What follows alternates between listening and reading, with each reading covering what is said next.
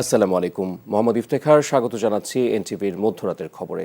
দুর্নীতি, চাঁদাবাজি ও আধিপত্যবাদ মুক্ত দেশ করতে চায় জামাত ইসলামী। নওগাঁ, চাঁপাইনবাবগঞ্জ, রাজশাহী ও নাটোরে নির্বাচনী জনসভায় কথা জানিয়েছেন দলটির আমির ডাক্তার শফিকুর রহমান। তিনি বলেন, সব ধর্ম ও বর্ণের মানুষ ন্যায় বিচার পাবে। দেশের মানুষ লুটপাটকারীদের আর ক্ষমতায় দেখতে চায় না মন্তব্য করে জামাত আমির বলেন, যোগ্য ব্যক্তিরাই আগামীতে দেশ পরিচালনা করবে। শফি মাহমুদ সাগরের রিপোর্ট। দলীয় নির্বাচনী ইশতেহার ঘোষণার পরদিন জামায়াত ইসলামীর চাঁপাইনবাবগঞ্জ নির্বাচনী জনসভায় নেতা কর্মী সমর্থকদের ঢল। দুপুরের আগেই নবাবগঞ্জ সরকারি কলেজ মাঠ মানুষে পরিপূর্ণ হয়ে ওঠে। নারীদের জন্য রাখা হয় পৃথক স্থান।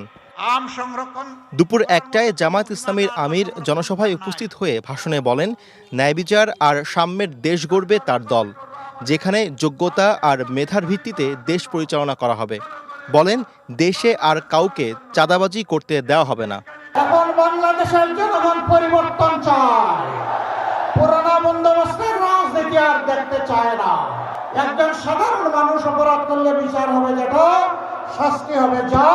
দেশের প্রেসিডেন্ট কিংবা প্রধানমন্ত্রী একই অপরাধ করলে তাদেরকেও ছাড় দিয়ে কথা বলা হবে না।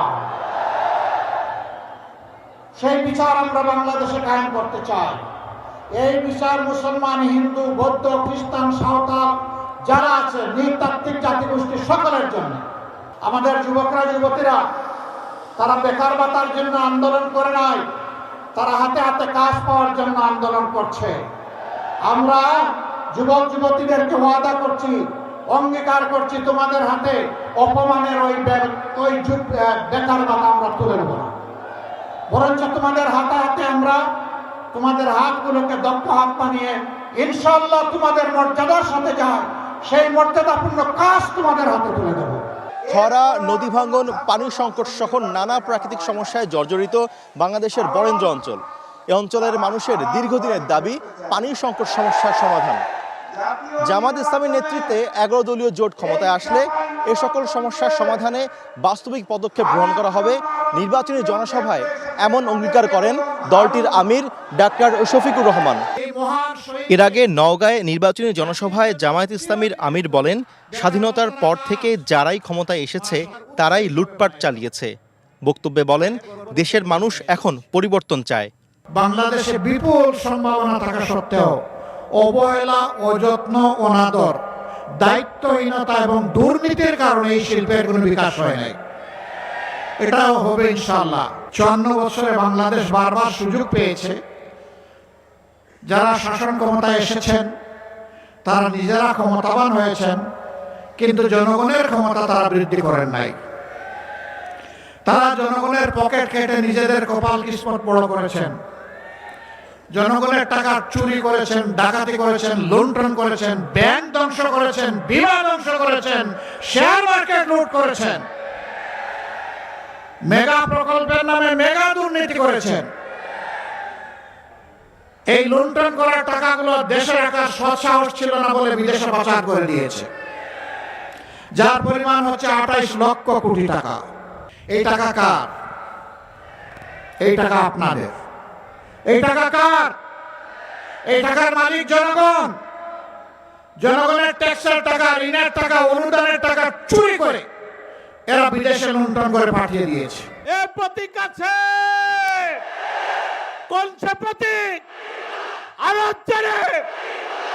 এদিকে বিকেলে রাজশাহীর ঐতিহাসিক মাদ্রাসা মাঠে নির্বাচনী সমাবেশে গণভোটে হ্যাঁ ভোট দেবার জন্য জনতাকে আহ্বান জানান ডাক্তার শফিকুর রহমান। এখানে চৈত্র মাস, তো মাঘ মাসে যে অনেকের মাথা গরম হয়ে গেছে, এরা চৈত্র মাসে কি করবে? ঠান্ডা রাখেন, মাথা ঠান্ডা রাখেন, মাথা গরম করবেন না। রাজনীতি করতে হলে ঠান্ডা মাথায় আসেন। আপনি রেগে গেলেন তো হেরে গেলেন। হ্যাঁ, এটাই হেরে যাওয়ার পূর্বাভাস। শুরু হয়ে গেছে অলরেডি। 5টা বিশ্ববিদ্যালয়ের তরুণরা জানিয়ে দিয়েছে লাল কার্ড। আগামী 12 তারিখে হবে ফেসিবাদের বিরুদ্ধে লাল কার্ড। ফেসিবাদ নতুন না পুরাতন, দ্যাটস ইম্যাটেরিয়াল, এটা বিবেচনার ব্যাপার না। ফেসিবাদ, তোমাকে লাল কার্ড। তুমি যে প্রাণ গায়ে দিয়ে আসো তোমাকে অবশ্যই লাল কার্ড জানাবো। গণভোটে হা বলবো ইনশাআল্লাহ। হা চিহ্নতে আমরা সিল বসাবো। এরপর গোদাগাড়ি ও রাজশাহীতে জনসভায় অংশ নেন জামায়াত আমির। বিকেলে নাটোরের নবাব সিরাজউদ্দৌলা সরকারি কলেজ মাঠে আয়োজিত জনসভায় অংশ নিয়ে গণভোটে হ্যাঁ ভোট দেবার জন্য জনতাকে আহ্বান জানান ডাক্তার শফিকুর রহমান। আমাদের মা বোনেরা তারা তাদের সিদ্ধান্ত ব্যক্ত করতে শুরু করছে। এই সাংবাদিক বন্ধুরা যখন তাদেরকে কোথাও কোথাও জিজ্ঞেস করে ভোট দিবেন কারে, ডেসপারেটলি বলে দাড়ি পাল্লায় দেব। মায়েরা স্বাচ্ছন্দ্যে নিরাপদে ঘরে থাকবেন, প্রয়োজনে রাস্তায় যাতায়াত করবেন, কর্মস্থলে কর্তব্য পালন করবেন, পেশাগত দায়িত্ব পালন করবেন। আল্লাহ ছাড়া আর কাউকে ভয় করার প্রয়োজন হবে না। শফি মাহমুদ সাগর, এনটিভি নিউজ, নাটোর। এদিকে আজ নির্বাচনী জনসভায় দক্ষিণাঞ্চল সফরে যাবেন জামাতে ইসলামীর আমির ডাক্তার শফিকুর রহমান। এই সফরে সকালে পটুয়াখালীর পাবলিক মাঠে নির্বাচনী জনসভায় নেতাকর্মীদের উদ্দেশ্যে বক্তব্য রাখবেন। এ সময় জেলার জামাতের প্রার্থীদের হাতে দাড়িপাল্লা প্রতীক তুলে দিয়ে তাদের পক্ষে ভোট চাইবেন। জামাতের আমিরের আগমনের খবরে সব ধরনের প্রস্তুতি শেষ করেছে স্থানীয় নেতারা। পটুয়াখালীর জনসভা শেষে একই দিনে পিরোজপুর, ঝালকাঠি, নড়াইল ও ফরিদপুরে বেশ কয়েকটি নির্বাচনী জনসভায় বক্তব্য রাখার কথা রয়েছে জামাত ইসলামের আমির ডাক্তার শফিকুর রহমানের।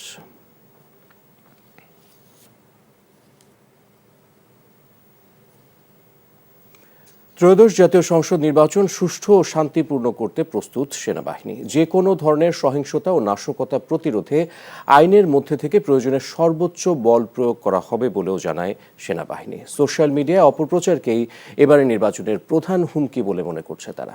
আবির আহমেদ জানাচ্ছেন বিস্তারিত।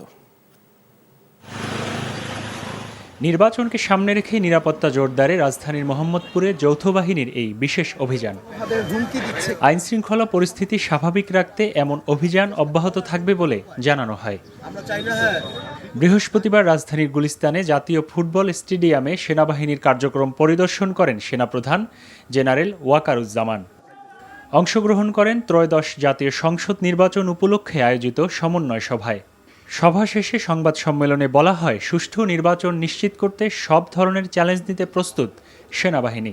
নির্বাচন কমিশন এবং অন্তর্বর্তী সরকারের যে সংশ্লিষ্ট মন্ত্রণালয়গুলো আছে, অসামরিক প্রশাসন, আইনশৃঙ্খলা রক্ষাকারী বাহিনী, গণমাধ্যম এবং জনগণকে সাথে নিয়ে একটি সুষ্ঠু অবাধ নির্বাচনের জন্য বাংলাদেশ সেনাবাহিনী অসামরিক প্রশাসনকে সহযোগিতা প্রদানের জন্য সার্বক্ষণিকভাবে প্রস্তুত রয়েছে।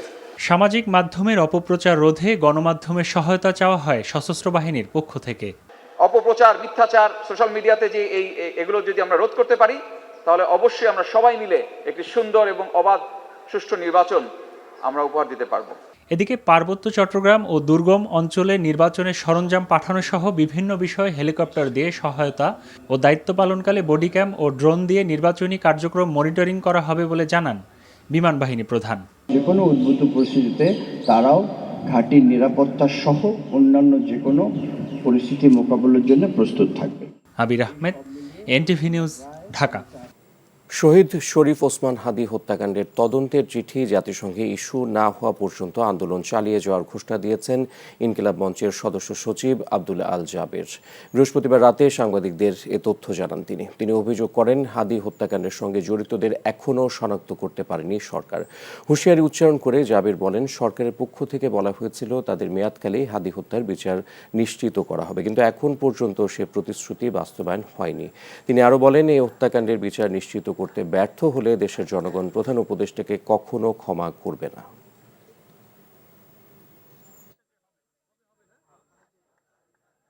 এই সরকারি শহীদ ওসমান হাদীর হত্যার বিচার তার মেয়াদের আগে করবার জন্য অঙ্গীকার করছিল না? সে সেই ব্যাপারে কোনো কিছু করতে পারছে? এখন কি তার এই স্ট্যাটাসে আশ্বস্ত হয়ে আমরা বাসায় ফিরে যাব? যতক্ষণ পর্যন্ত এই চিঠি ইস্যু না হবে ততক্ষণ পর্যন্ত আমরা রাজপথে থাকব। এই ছিল মধ্যরাতের খবর। এই খবরের ভিডিও শো আপডেট জানতে ভিজিট করুন এনটিভি অনলাইন www.ntvbt.com। এছাড়াও এনটিভির জনপ্রিয় সব অনুষ্ঠান ও খবরের আপডেট জানতে ভিজিট করুন আমাদের ইউটিউব ও ভেরিফাইড ফেসবুক পেজ। ধন্যবাদ সবাইকে, শুভরাত্রি।